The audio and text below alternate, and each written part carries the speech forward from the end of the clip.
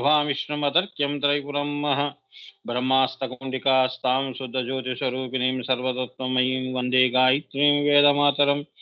నమస్తే భువనేశాని నమస్తే ప్రణవాత్మికే సర్వవేదాంత సంసిద్ధే హ్రీంకారమూర్తయే అగ్రబిందు పరికల్పితానాం మధ్యబిందుయుగలస్తనద్వయం పార్శ్వబిందురచనా గుణస్పదాం నవమితే పరశివే పరాం కళాం కామేశ్వరీం పరాం మీడేకాదిహాదిస్వరూపిణీం మాతృకావర్ణలిప్తాంగీం మహాశ్రీచక్రమధ్యగాం మహాత్రిపురసుందరీం.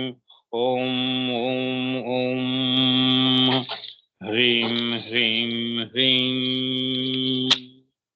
ఓం హూం హూం ఓం హ్రీం హూం ఓం హ్రీం ఓం ఓం ఓం ఓం అఖండాత్మ పరచిత్గన నిసర్గదత్త ఓం నిసర్గాత్మ పరచిత్గన అఖండ దత్త ఓం పరానంద చిన్మయ గణ బ్రహ్మదత్త ఓం విరాట్ స్వరాట్ సామ్రాట్ ఘన విష్ణుదత్త ఓం సర్గస్థితి లయానంత త్రిపుర దత్త ఓం సార్వత్రిక చక్రేశ్వరి సాదాఖ్య శ్రీ లలిత ఓం నిరంజన నిర్వికల్ప నిస్తులగన నిత్యదత్త ఓం మాయాంతరాత్మ మాయాగణ మోక్షదత్త ఓం మృత్యుర్మృత్యుర్మృత్యుంజయ మిహిరదత్త ఓం పరబ్రహ్మ పరచితి గణ జ్ఞానదత్త ఓం విశ్వరూప చక్షుర్గణ విజయదత్త ఓం. ఈ దత్తాత్రేయ వారి శ్లోకం చాలా అర్థవంతమైందమ్మా. ఆయన సాక్షాత్ మహాత్రిపుర సుందరి అంటున్నారు, లయానంత అన్నారు, లయంలోకి తీసుకెళ్లే మహాగురువు ఆయన. సో మనం ఎక్కడున్నామమ్మా? నామము రాకాస్తా దగ్గర 9వ నామం దగ్గర ఆఖరిలో ఉన్నాము నాన్న నిన్న. ఇప్పుడు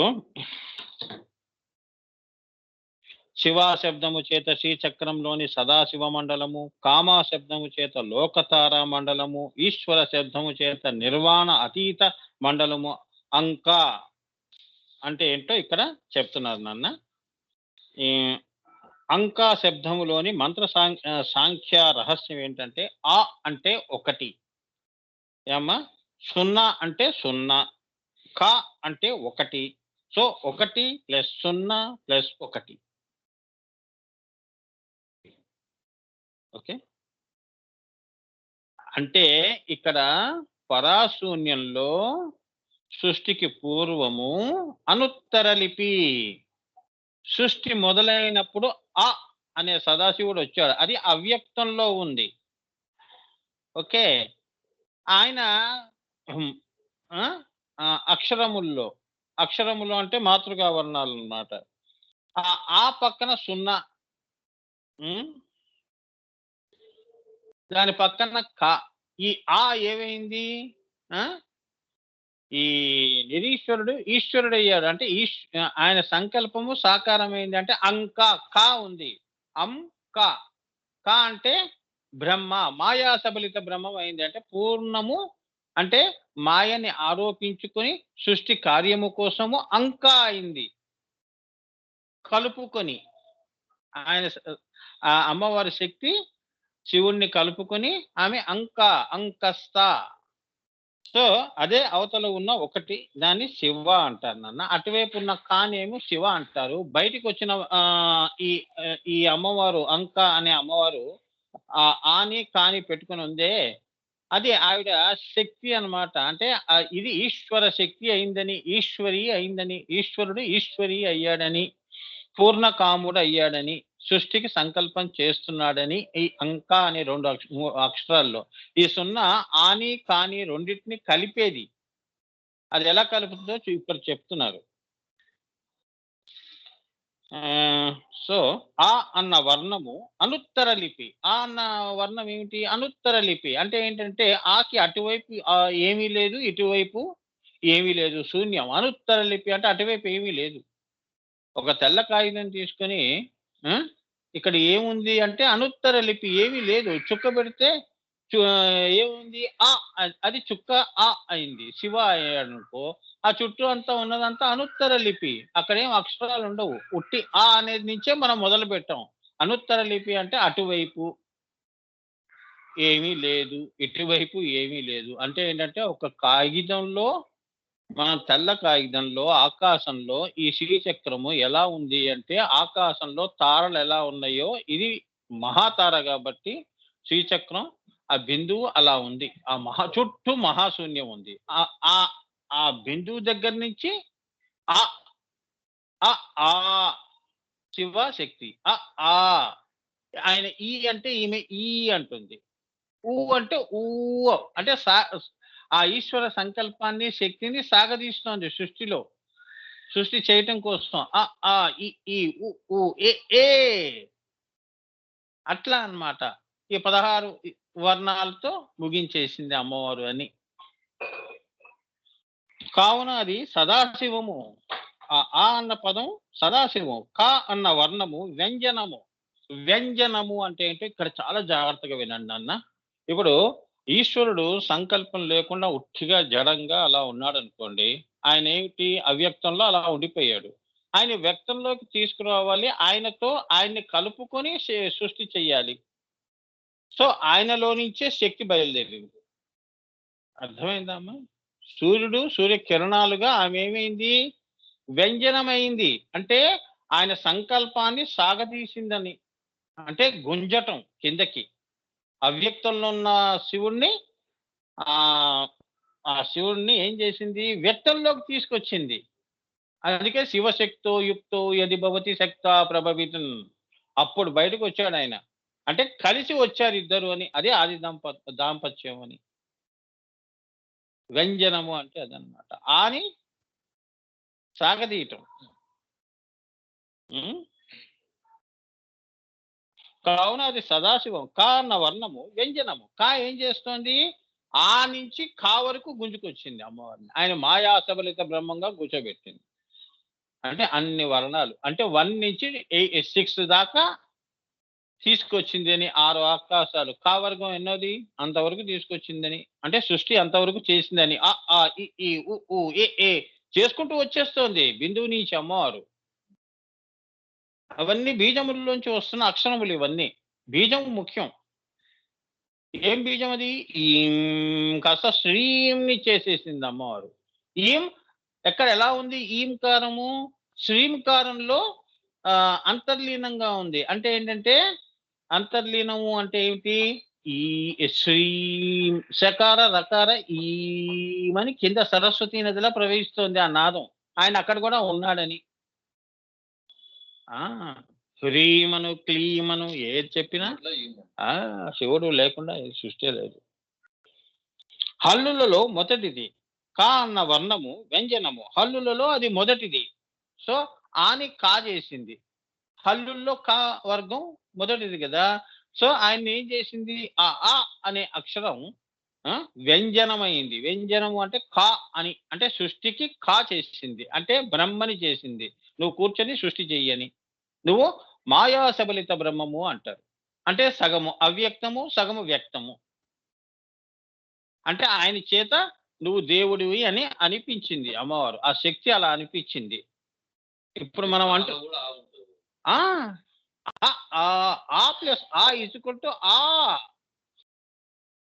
ప్లస్ 2 ఆలు కలిస్తే అనేది వస్తుంది. అలానే అన్ని వాళ్ళిద్దరూ అలా ఉన్నారు. వ్యంజనం అంటే 0 ఏంటంటే కలిపేది. Binding force. ఆ! అంటే ఆయన సంకల్పము, కార్యము వేరుగా లేదని 2 కలిసి ఉన్నాయని. అంటే అది. హల్లులలో మొదటిది. అంటే ఇక్కడ శివశక్తి సమ్మేళన రూపం. ఆకు వెనుక నామరూపాలు లేవు. వెనక నామరూపాలు లేవు. అందుచేతనే దానికి అనుత్తర లిపి అని పేరు. సో, తర్వాత నామరూపములు ఏర్పడ్డాయి. ఆయన సదాశివ బ్రహ్మయి నుంచి అంటే వారిద్దరూ సమీపంగా కూర్చొని సృష్టి చేశారు. అక్కడి నుంచి మనకి వర్గము, వర్గము, వర్గాలు వచ్చాయి. అంటే సృష్టి వచ్చింది. అంటే ఏంటంటే అన్ని ఆకాశాలన్నీ కూడా అలా వచ్చాయి. ఏమ్మా? దేవతల నుంచి పిపిలికాది బ్రహ్మ పర్యంతము కూడా సృష్టి వచ్చిందండి. అంటే బ్రహ్మ, విష్ణు, మహేశ్వరులని ఫస్ట్ పుట్టించింది. అలా అన్నమాట. సో 16 అచ్చులే ఈ 16 అచ్చులే షోడశి అంటే నాదస్వరూపం. గురూజీ స్వరములకి వ్యంజనములు కలపందే అర్థం రాదు. అది అర్థం అన్నమాట. వాక్ అది, అదే అర్థం అదే ఇది. అదే. అదే ఉమ్, కదా గురూజీ. ఓ, ఇప్పుడు అంక అన్నప్పుడు సున్నా తీసేస్తే అక అయింది. ఏమో ఏమో ఇది కలపాలి.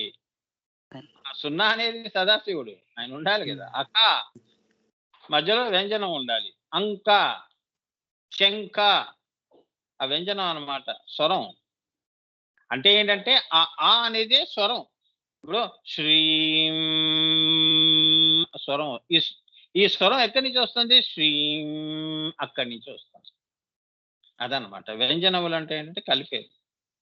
అంటే ఈశ్వరుణ్ణి శక్తి ఏం చేస్తోంది? కా చేసింది. ఆని కా చేసింది. సున్నాని ఆ, సున్నా నుంచి ఆయన అవ్యక్తం కదా. ఉం? వ్యక్తమై ఈశ్వరుణ్ణి చేసి ఈశ్వరుడిలో మళ్ళీ శక్తిగా ఆమె కూర్చున్నప్పుడు అంకా, అదనమాట. ఈ వ్యంజనాలు కలుపుతాయి. అక లేకపోతే ఉట్టి అక అవుతుంది. సున్నా ఉండాలి. అదనమాట. అదే షోడశి బీజం నాదస్వరూపములు. పూర్ణము నుండియే మూర్తామూర్తములు రెండు వచ్చినవని రహస్యం. ఈ సున్నా లేకుండా ఈ సృష్టి ఎలా వచ్చింది? రాలేదు. సున్నా చాలా ముఖ్యం, అన్నిటినీ కలుపుతుంది. చూడండి, సున్నా లేకుండా మీరు భాష మాట్లాడండి, అర్థాలు మారిపోతాయి. అది చాలా ముఖ్యం. అందుకని ఈ సున్నా ఏంటంటే పరాశూన్యము అని. ఆ ఈశ్వరుడు పరాశూన్యం నుంచి వచ్చాడు కాబట్టి అయి ఈశ్వరుడై కా అయ్యాడు. మాయాసవలిత బ్రహ్మం అంక అయ్యాడు. అంటే ఆయన యొక్క సంకల్పం పక్కనే ఆమె శక్తిగా కూర్చుని ఉన్నది. అదే కొనసాగింపు అన్నమాట, సృష్టికి కొనసాగింపు. Rubber band సాగదీయటమే. సాగదీస్తే ఏమైంది? పెద్దగా కనిపిస్తుంది, మళ్ళీ వదిలేస్తే చిన్నగా అయిపోతుంది. అంతే, సృష్టి కూడా అంతే. అలా చెప్తే అర్థమవుతుంది. పూర్ణము నుండియే మూర్తామూర్తములు రెండు వచ్చినాయి, అది రహస్యము. హల్లులన్నీ కూడా అనుస్వరములే. ఈ హల్లులున్నాయే ఇవన్నీ దానికి అనుస్వరాలు, స్వరం. అప్పుడే భాష అనేది పుడుతుంది. లేకపోతే అనుస్వరాలు లేకుండా భాష ఏం మాట్లాడతాం? అవునా? ఉట్టి అక్షరాలతో మాట్లాడలేం కదా. ఈ హల్లులన్నీ అనుస్వరాలు, దాని కొనసాగింపు అని. ఎవయ్యా తిన్నావా? గురుగారు అమ్మా. గురుగారు ఈ విషయాలన్నీ పెద్ద గురుగారు మంత్రగణ అనే దాంట్లో బాగా చెప్పారు గురుగారు. అదే అదే, అవునమ్మా. మంత్రగణ అనేది ఆ పుస్తకంలో మీరు ఈ విషయాలన్నీ కూడా ఇంకా విడమర్చి చెప్పారమ్మా. నేను మంత్రగణ అనేది కూడా అసలు మంత్రం అంటే ఏమిటి, మంత్ర అనుష్ఠానాలు ఎలా ఉంటాయి, మంత్రాన్ని ఎలా పండించుకోవాలి, స్వాహ ఎప్పుడు అంటారు, అలానే ఫట్ స్వాహ ఎప్పుడు అనాలి, అలానే మళ్ళీ దాన్ని 1,00,000 చేసిన దశాంశ హోమాలు ఎలా ఉంటాయి, అలానే దశమహా విద్యల్లో 10 మంది అమ్మవార్లు ఎలా ఉంటారు, ఆఖరికి అమ్మవారు ప్రసన్నం ఎలా అవుతుంది, ఆ మంత్ర అనుష్ఠానాలు భూతోచాటన భూత, అలానే మీకు ఇప్పుడు ఏమిటి ఇది అష్టదిగ్బంధనం ఎలా చేసుకోవాలి, మనం ఎలా రక్షించుకోవాలి, ఇవన్నీ చాలా డీటెయిల్డ్గా మంత్రగణలో నువ్వు చెప్పినవన్నీ ఉన్నాయి నాన్న, కరెక్టే. సో అందుకే నేను ఇప్పుడు మళ్ళీ మంత్రగణ వైపు వెళ్ళానంటే మళ్ళీ అది నేను సపరేట్గా గురువుగారు ఆజ్ఞ చేస్తే మంత్రగణ చెప్తాను. ఇంకా మీకు మంత్ర పరిజ్ఞానం కూడా ఉండిపోతుంది. లలిత అమ్మవారి నామాలే కాకుండా మంత్రం ఎవరైనా ఉపదేశం చేస్తే, అంటే ఎవరనంటే మీ గురువులే, ఇంకా 10 మంది గురువుల దగ్గర మా గురువు గారే చెప్పారు వెళ్ళమని అని కాదు అక్కడ అర్థం. మీ గురువులు ఎవరన్నా ఇచ్చారు అంటే దానికి ఇది ఎలా సాకారం చేసుకోవాలి అనేది తాళం చెవి ఉండాలి. ఇంటి తాళం చెవి ఇస్తే ఇల్లంతా నీది. అర్థమైందా? అది మంత్రగణ అంటే. మహాగురుగారు అది నేను వీలుని బట్టి మంత్రగణ కూడా నా జీవితంలో అమ్మవారి దయతో మన ఆయుష్ ప్రమాణాన్ని బట్టి మనం కూడా ఆ ప్రాజెక్ట్సే తీసుకుంటాం కదా. ఇప్పుడు 70 ఇయర్స్ ఉంది, 10 ఇయర్స్కి మనం ఎన్ని చెప్పగలుగుతాం, ఈ భూమి మీద మనం ఎంత చెప్పగలుగుతాం, ఎంత ఇవ్వగలుగుతాం, అంటే అమ్మవారు మన ద్వారా ఎంత ఎంత వ్యక్తం అవుతుంది అనేది నేను చెప్పటం కాదు, నేను ఇవ్వటం కాదు. సో మరి అది it's directly proportional to the మనం స్టే ఆన్ దిస్ ఎర్త్, మనం భూమి మీద ఎంతవరకు ఉంటాం అనేంతవరకే ఇవన్నీ ప్రాజెక్ట్స్ కంప్లీట్ చేయాలి. సో మంత్రగణ కూడా నేను ఇంక్లూడ్ చేసుకుని కొద్దిగా కష్టపడి 3 గంటలైనా చెప్తాను, తొందరగా ముగించేస్తాను. ఆ ప్రకారంగా ప్రపంచంలో మీకే కాకుండా పాపం చాలా మంది మంత్రం అంటే ఏంటో తెలియట్లేదు, మంత్ర మర్యాదలు తెలియట్లేదు, మంత్ర అనుష్ఠానం ఎలా చేయాలో తెలియట్లేదు, అలానే దాన్ని ఎలా మీరు అష్టదిగ్బంధనం చేసుకోవటం. మీరు చేస్తున్నప్పుడు మీ మీ యొక్క మంత్రం ఏదైతే ఉందో అది ఇవి బయట నుంచి వచ్చే శక్తులు నిన్ను మంత్రం చేయనీయకుండా చేస్తున్నాయి. అందుకే నీ మంత్రం పండట్లేదు. మనసు ఊరికే చలిస్తోంది. ఈ బయట శక్తులన్నీ నీ మీద పని చేయకుండా ఉండే అష్టదిగ్బంధన మంత్రం ఒకటి ఉంటుంది. అది ఎలా చేయాలి? అది నేను చేసి చూపిస్తాను నేను. అవన్నీ వీడియోలో చూపిస్తాను నేను. అప్పుడు మీరు తర్వాత గురువు ఇచ్చిన మంత్రం చేస్తే తప్పకుండా మీరు 10 సార్లు చేయవలసింది 1000 సార్లు చేస్తే పడుతుంది. లేదా కచ్చికాయలానే ఉంటుంది. అర్థమైందా? పండదు. మంత్రం పండింది అంటే ఇది మంత్రఘన అనేది నువ్వు మంత్రఘనుడివై ఉండాలి. మంత్రం అంటే ఏంటో తెలుసుకొని ఉండాలి. అంతే కదా! అందరూ మందులు ఇస్తారు, రాసిచ్చారు. తలనొప్పి ఉందంటే ఈ మందు వేసుకోండి, ఆ మందు అక్కడికక్కడ వాడు డాక్టర్ అయిపోయాడా? అందరూ డాక్టర్లేనా? అవునా? వాడు పారాసిటమాల్ వేసుకోమంటాడు, ఇంకోటేమో ఇంకోటి వేసుకోమంటాడు. నేను మొన్న అది వేసుకున్నా సార్, నీకు పడింది రా తత్వం, నాకు పడకపోవచ్చు. అంతే కదా! నీకు పడినవన్నీ నాకు ఇస్తే ఎలా? నీ తత్వానికి అవి పడ్డాయి. అవునా? సో ఇట్లా ఉంటాయి. సో తెలిసి తెలియని జ్ఞానంతో మంత్రగానం మనం అందుకే మంత్రం చదవకూడదు అంటారు. నువ్వు పాపం శాంత గారు చెప్పినట్టు అవన్నీ కూడా నేను చెప్తానమ్మా. దశమహావిద్యల్లో అమ్మవార్లు ఎలా ఉంటారో, ఒక్కొక్క ఆకాశంలో అమ్మవారు కాళీ అమ్మవారు ఎలా ఉంటుంది. కాళీ సిద్ధులు అని వీళ్ళందరూ చెప్పుకుంటున్నారు. మంత్రగణలోనే దశమహావిద్యలు కూడా చెప్పారు గురుగారు. అవే చెప్తాను అని. నేను చెప్పేదంతా ఆనందఘన వ్యాఖ్య మీదే చెప్తాను. ఇంకెవ్వరిది ఏం చెప్పినా నాకు అనవసరం. XYZ వాళ్ళు ఖాళీ ఉపాసకులు, వీళ్ళు ఉపాసకులు, నాకు అవన్నీ అనవసరం. వాళ్ళు అనుష్ఠాలు వద్దు, వాళ్ళ యొక్క ఉపదేశాలు వద్దు. నేను చెప్పినట్టు నాకు అమ్మవారు మాకెలా పలికిస్తే మేము అలానే పలుకుతాం. అలానే ఖాళీ బీజం ఏమిటి, అది ఎలా పండించుకోవాలి, ఆ తల్లి నీకు ఎలా నీకు సానుభూతి ఇస్తుందో అనేది కూడా మరి అందులో ఆయన చెప్పారు. దశమహావిద్యలన్నీ కూడా చక్కగా మీరేంటంటే కమలాత్మిక కానీ, త్రిపుర కానీ, త్రిపుర భైరవి కానీ, ఎవరైనా చిన్నమస్తా కానీ, ఇదంతా కూడా ఒకటి ఆల్రెడీ 2 చెప్పి ఉన్నాను నేను. ఇంకొక 8 7 ఉంటాయి, అవి చెప్తా.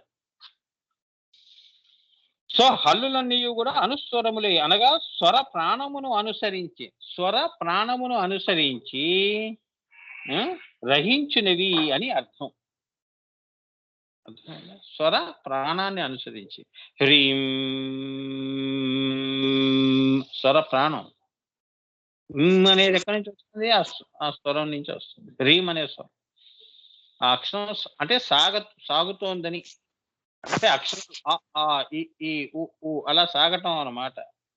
నాదాన్ని అక్షరం దాకా తీసుకురావటం, అది బాల్యావస్థ నుంచి వృద్ధాప్యం దాకా తీసుకురావటం అన్నమాట.